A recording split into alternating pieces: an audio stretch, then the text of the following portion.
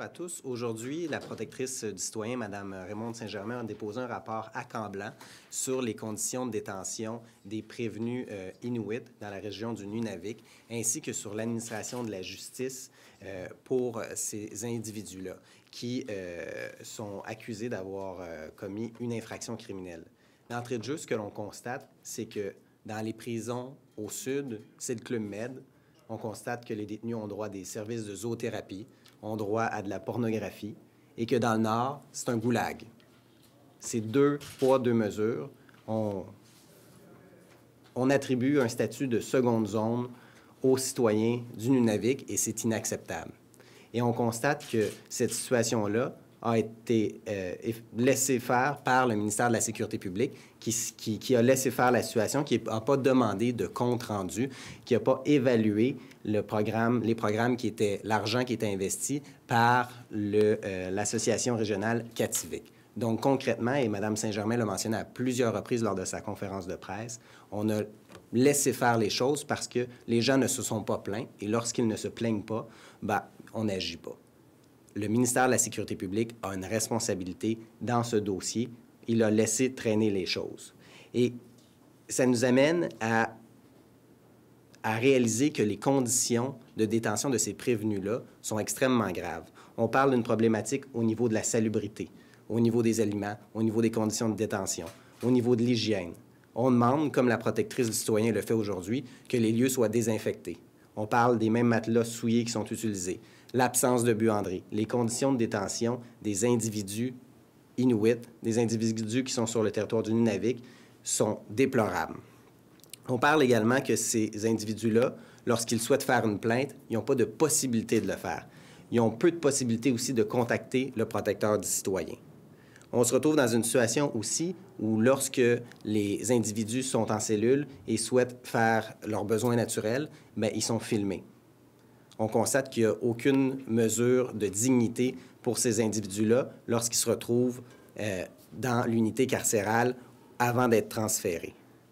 On constate aussi que les individus n'ont pas accès aux douches. Donc, c'est des situations dignes du goulag russe où les prévenus n'ont pas de conditions acceptables.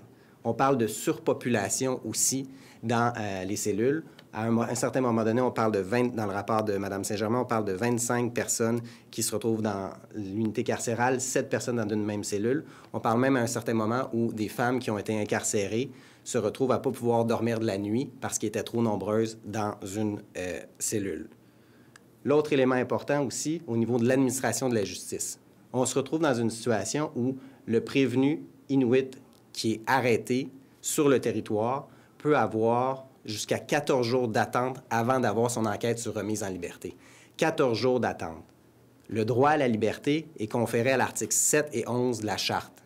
Donc, les gens ont le droit de faire contrôler leur habeas corpus. C'est quoi l'habeas corpus? C'est le fait de dire « l'État contrôle ma liberté ». Et là, on se retrouve dans une situation où ces gens-là peuvent être détenus jusqu'à 14 jours avant même qu'un juge évalue si on les remet en liberté.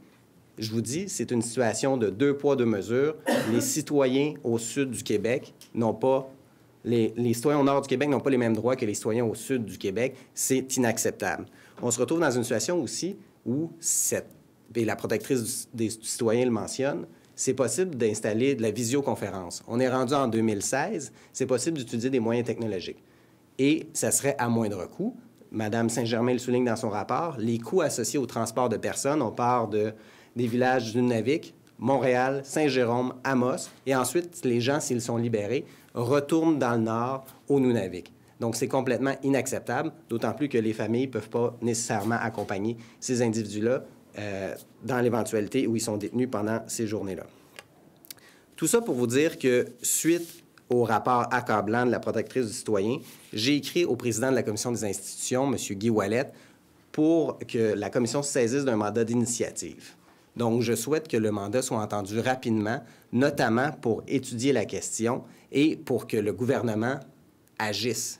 Parce que ce n'est pas normal que le ministère de la Sécurité publique soit obligé de réagir suite au rapport de la protectrice du citoyen.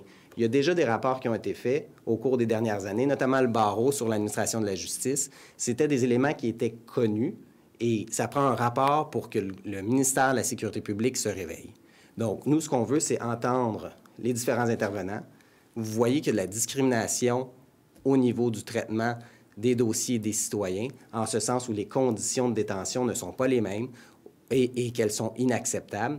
Et également aussi, au niveau des... On veut entendre les principaux acteurs concernés relativement à l'administration régionale Kativik, qui est le mandataire sur le territoire du ministère de la Sécurité publique. Et la protectrice du citoyen l'a mentionné. Elle nous indique qu'il n'y a pas un manque de ressources. Et on fait le lien avec le pont aérien entre les villages du Nord québécois et la ville d'Amos.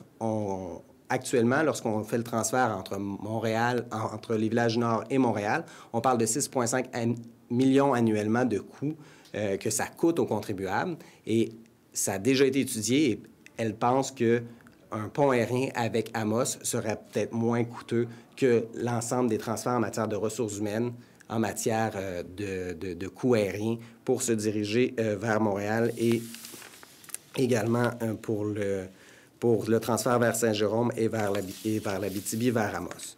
Donc, concrètement, une des situations illustrées dans le rapport de la protectrice du citoyen va se situer au paragraphe 69 de son rapport. Et je vais vous le lire parce que c'est des conditions de détention qui sont extrêmement choquantes. Au poste de police de Pourvnituk, l'unique réfrigérateur situé dans le secteur des policiers est utilisé par les agents des services correctionnels pour ranger la nourriture de personnes incarcérées et leur propre repas. Et c'est là que ça devient intéressant. Le protecteur du citoyen a aussi pu constater que les trousses médicales utilisées comme preuve à la suite d'agressions sexuelles, utilisées et non nettoyées, sont placées à côté de la nourriture des personnes incarcérées et de celle des responsables de leur garde. Cette situation-là est extrêmement préoccupante, à la fois, bon, pour les détenus, mais à la fois aussi pour les victimes d'agressions sexuelles qui, lorsqu'elles portent plainte à la police, se retrouvent avec une trousse qui est peut-être souillée. Donc, c'est des conditions d'administration de la justice qui sont totalement inacceptables. Comme je vous le disais, on traite les citoyens inuits du Nunavik comme des citoyens de seconde zone, au niveau lorsqu'ils sont prévenus en matière de détention. Donc, concrètement, je vous le disais, dans le sud, c'est le Club Med et dans le nord, c'est le Goulag. Merci. Je vous remercie. Vas-y. Vous parlez de citoyens de seconde zone, iriez-vous jusqu'à dire que c'est une forme de racisme institutionnalisé? Est-ce que c'est le racisme qui est à la base de cette politique-là, de cette indifférence, du fait qu'on les traite comme des citoyens de seconde zone? Non. Je pense qu'on a une responsabilité collective d'assurer sur l'ensemble du territoire québécois les mêmes services pour tous les citoyens. Puis je pense que le ministère de la Sécurité publique doit absolument mettre en vigueur les recommandations de la protectrice du citoyen dans un premier temps et assurer que la justice et aussi la sécurité publique qui est faite dans le Nord soit adaptée à la réalité des individus et des communautés qui s'y trouvent. Plusieurs des problèmes énoncés dans le rapport tiennent du fait qu'il n'y a pas de centre de détention en tant que tel au Nunavik. C'est pour ça que les détenus sont incarcérés temporairement dans un centre de police ou des endroits du genre. Or, on a appris ce matin, la protectrice rappelait qu'en 2007, le gouvernement avait renoncé à construire un établissement de détention qui était pourtant prévu au nord du 49e parallèle pour favoriser d'autres mesures. Qu'est-ce que vous pensez de cet abandon-là, de la construction d'une prison dans le Nord? Bien, en fait, il y a 10 ans, il y avait eu un forum Inuit tenu par l'ancien premier ministre Charest. On a constaté qu'avec le rapport de la protectrice du citoyen, on se retrouve dans une situation où c'est déplorable. Pour ce qui est de la question de la construction du centre correctionnel, à l'époque, il y avait un choix qui avait été fait d'investir dans des programmes pour lutter contre la criminalité au niveau de la prévention, mais on constate qu'à la fois l'administration régionale et le ministère de la Sécurité publique n'ont pas fait le suivi approprié. Et il faut se questionner aussi parce qu'il y a une augmentation de la population carcérale inuit dans le système carcéral québécois. Donc, il faut s'adresser à la source même de la raison. Pourquoi est-ce qu'il y a une surreprésentation? Est-ce que les programmes qui ont été mis en place sont adaptés? Est-ce que l'argent est dépensé correctement? Et c'est pour ça qu'on veut notamment avoir le mandat d'initiative pour s'assurer que les sommes qui sont investies, bien, que les Inuits puissent en bénéficier et que les programmes qui sont mis en place répondent aux problématiques sociales qui se trouvent sur le territoire nordique du Québec. Le fait que ce soit les victimes de cette situation-là ce soit, comme par hasard, juste des Inuits qui, comme par hasard, habitent super loin des centres urbains? Vous ne trouvez pas qu'il y a le moindre soupçon de racisme dans ça? Bien, écoutez, la protectrice du citoyen, je pense qu'elle l'a bien mentionné. Elle a dit, lors de sa conférence de presse, quand les gens ne se plaignent pas, il n'y a pas de problème. Le ministère de la Sécurité publique a ignoré les citoyens qui sont sur le territoire du Nunavik et les a traités comme des citoyens de seconde zone. Ça n'a rien à voir avec le racisme. Il n'y a aucun fond de racisme là-dedans. Écoutez, je ne souhaite pas qu'il y ait du racisme. Je ne suis pas la personne désignée pour évaluer est-ce qu'il y a ou non. Je ne suis pas sur place dans le Nord québécois. Mais il y a une chose qui est sûre, c'est qu'en tant que parlementaire élu à l'Assemblée nationale, je veux que les citoyens, peu importe où ils sont sur le territoire québécois, puissent avoir droit aux mêmes services et surtout, au niveau de l'administration de la justice, que leurs droits soient respectés. Donc, les droits, que vous soyez au nord, au sud, à l'ouest ou à l'est au Québec, il faut que les garanties procédurales qui sont données aux individus soient les mêmes. Comment vous qualifieriez la manière dont le gouvernement du Québec a géré la situation carcérale dans le Nord québécois? Bien, écoutez, je pense que c'est vraiment problématique. On le voit avec le rapport de la protectrice du citoyen aujourd'hui, là. C'est un échec lamentable. C'est pas normal que des individus se retrouvent en détention provisoire, en attente d'être transférés. Ça puisse prendre 14 jours avant qu'il y ait une enquête de remise en liberté, que les draps qu'on leur donne soient souillés, qu'il n'y ait pas de service de buanderie, que l'endroit soit surpeuplé d'individus, que les repas soient froids et qu'il y ait des conditions de salubrité inacceptables. La protectrice du citoyen, je pense que c'est vous qui l'avez dit en conférence de presse, vous l'avez demandé si est-ce que c'était une situation d'apartheid. La protectrice du citoyen a dit que c'était une situation où on a évité de regarder le problème et je pense que dès maintenant, c'est important de s'y adresser.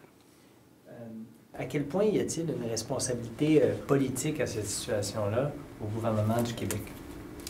Bien, à partir du moment où le ministère de la Sécurité publique, c'est celui qui est chargé d'administrer les services de police, qui est chargé d'administrer la détention des individus, il doit se conformer aux lois en vigueur au Québec. Et à partir du moment où le ministère de la Sécurité publique ne remplit pas ses obligations et surtout de suivi avec les administrations régionales, bien, c'est la responsabilité politique qui est mise en cause et c'est surtout pas un motif d'exonération pour le gouvernement. Donc, cet échec lamentable que vous décrivez, c'est les politiciens qui en sont responsables à Québec?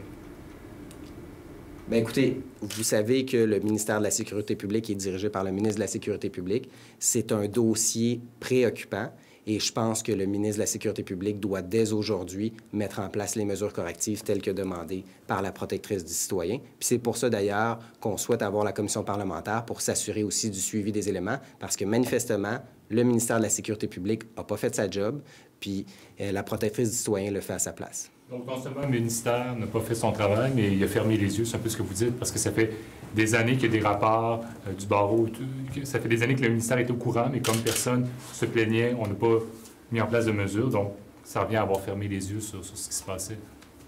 C'est à peu près ce que la protectrice du citoyen a dit dans son rapport aujourd'hui en conférence de presse. Elle a dit, puisque les individus ne se sont pas plaints, on s'en est pas occupé, le ministère de la Sécurité publique ne s'en est pas occupé.